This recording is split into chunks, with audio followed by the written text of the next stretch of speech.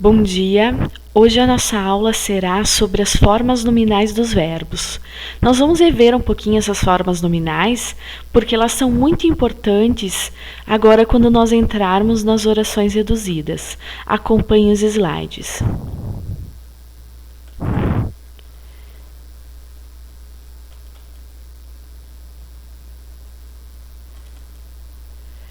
Então, pessoal, as formas nominais do verbo aparecem quando ele se comporta semelhante a um substantivo, desempenha um papel de substantivo, adjetivo ou advérbio, e até pode assumir o lugar de um destes.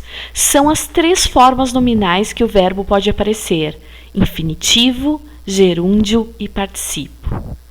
Nós vamos ver a particularidade de cada um deles. Infinitivo. Esta forma verbal apresenta o nome do verbo, como nos referimos a ele, ou seja, sem nenhuma conjugação. Dizemos que o verbo, turma, está no infinitivo quando ele ainda não foi conjugado, está na sua forma verbal normal, certo? Então, os verbos terminados em ar pertencem à primeira conjugação, os verbos terminados em er na segunda conjugação e os verbos terminados em ir na terceira conjugação.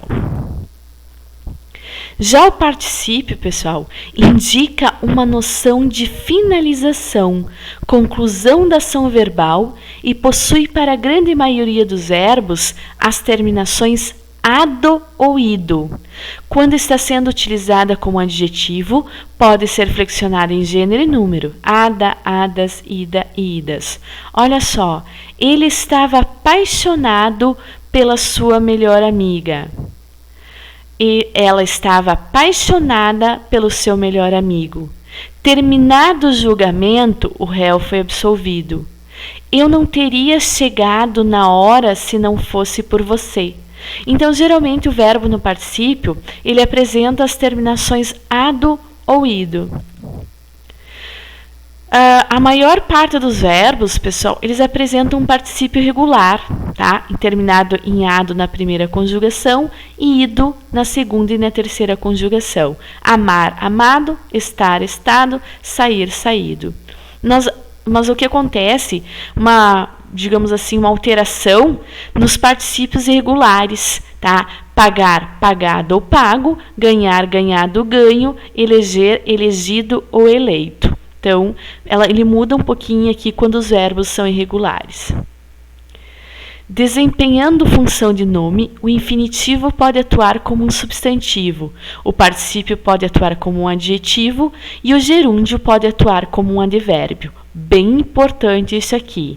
Então, o infinitivo ele pode atuar como um substantivo, o particípio como adjetivo e o gerúndio como um advérbio.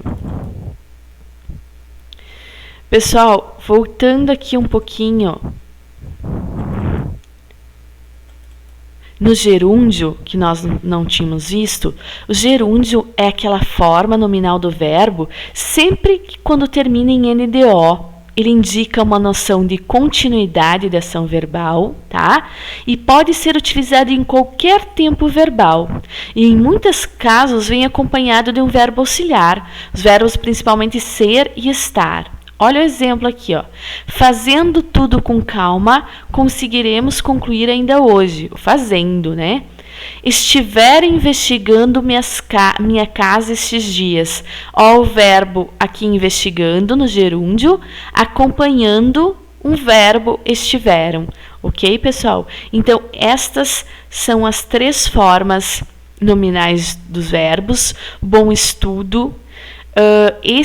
Essas formas nominais dos verbos, ela é muito importante, pessoal.